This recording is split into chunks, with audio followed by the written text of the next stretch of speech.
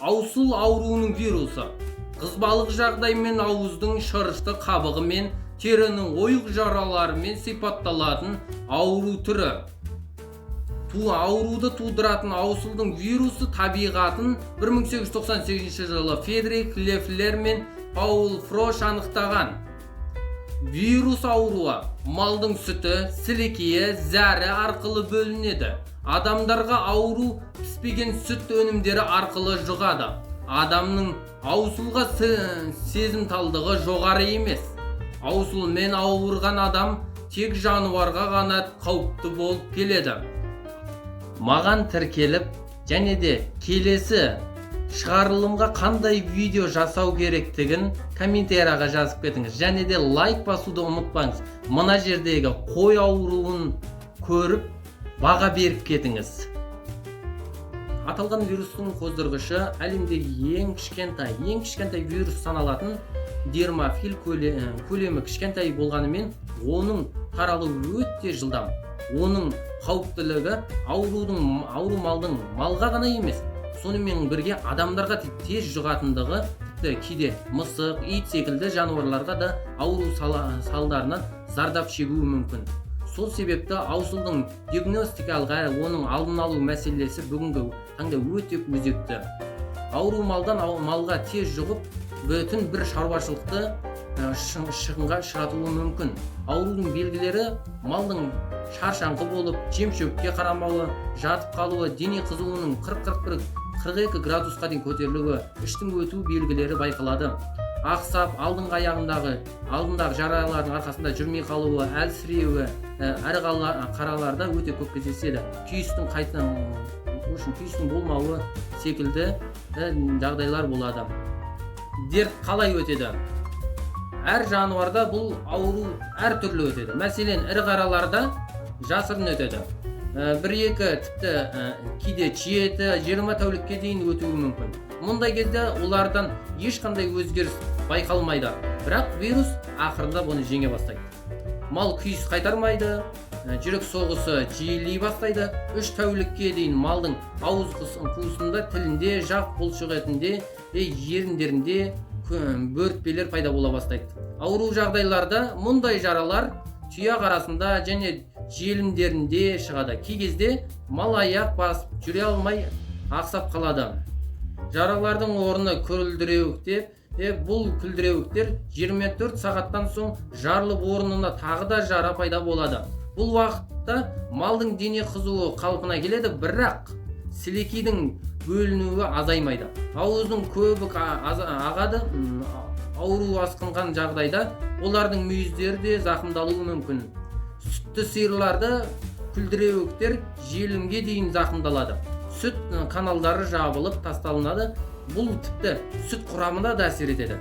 Сүттің дәмі қышқылдана түседі. Сүт каналдары жабылып қалған жағдайда ол маститке айналады. Яғни мұндай жағдайда сиырдың өнімділігі 75%-ға дейін азайып кетеді. Оның бұрынғы қалпына келуі өте қиын болады. Бірнеше айға дейін созылады. Сонымен бірге ауру асқазан жолдарына да әсер етеді. Асқынып кеткен жағдайда мал жаппай қырылып қалуы мүмкін. Аусылдың жеңіл түрімен ауырған сиыр 20 күннен кейін аурудың ауыр кезеңінен 2 айдан кейін қалпына келеді. Аусыл вирусын қойлар жеңіл өткереді. Алайда қойларға тигенін білу өте қиын. Олар аусылды жұқтырып 1 айға дейін жүре береді. Оны анықтаған кезде бір емес бірнеше мал аусылды жұқтырғанын анықталып жататын сондай жағдайлар болады.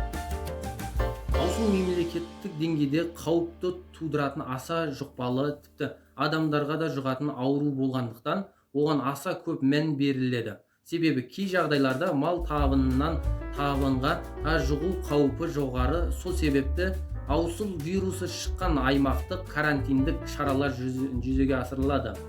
Сонымен бірге ғалымдардың аусыл жайында айтуы бойынша аусыл вирусы 2 минуттың ішінде, яғни қайнататын болса, аусыл вирусы өліп қалады. Яғни сүт өнімдерінің қайнатылған күйде қолданылған өте дұрыс деп шешілген. Қалай алдын алуға болады? Өзге де вирустық аурулар секілді вакциналап тұру керек. вакцинаның күші 6 айдан 1 жылға дейін жетеді. Сондықтан реак вакцина жылына бір рет жергілікті ветеринарлар қызмет тарапынан жүзеге асырылады. Міндетті түрде кез келген мал ұстайтын адам малдың вакциналауы тиіс. Бізде Шымкент облысында жағдай тұрақты, онда ешқандай қауіпті ауру жоқ дегенімен сақтықта қорлық жоқ екендігін ұмытпаңыз. Яғни аусыл ауруын емдеу препараттары. Аусыл ауруына қарсы ауыз қуысына эпидермис реңін себу арқылы жараларды қайтаруға болады. Оны жара қайтқанға дейін себу қажет. 3-4 күнге дейін созылатын болады бұл процесс. Аусылдың, яғни аурудың індеті уақытында иммунитеті төмендеп жататын болады. Сол себепті витамин В12 салады. Аусыл ауруына қарсы қолжетімді препараттар биовителген немесе нитокс 3-4 күн аралығында салынып отырады. Оны қалың етке егеді. Емдеудің басқа да тәсілдері аузына марганец құю арқылы жүзеге асырылады. Мына кеңестерді мұқият есте сақтап алыңыздар. Остелин препаратын 1 граммға 10 килограмм қойларға егсе болады. Ал жас қозыларға 3 граммнан салады. Ірі қара малдарға остелин препаратын 1 граммға 20 килограмм салынады. Ал аусылдың емдеу барысында иммунитетті көтеретін препарат салған дұрыс. Ол үшін мультивитаминді ұсынамын. Мультивитамин препараты майда малдарға 1 грамм 10 килограммға салынады, ал ірі малдарға 1 грамм 20 килограммға есептеп салынатын болады. Қалың етке 1 дочке 10 граммнан асырмай салыну қажет. Остелин салынған уақытта осы мультивитаминді салуға болады. Мультивитаминнің артықшылықтары жануарға күш береді, арықты еттендіреді,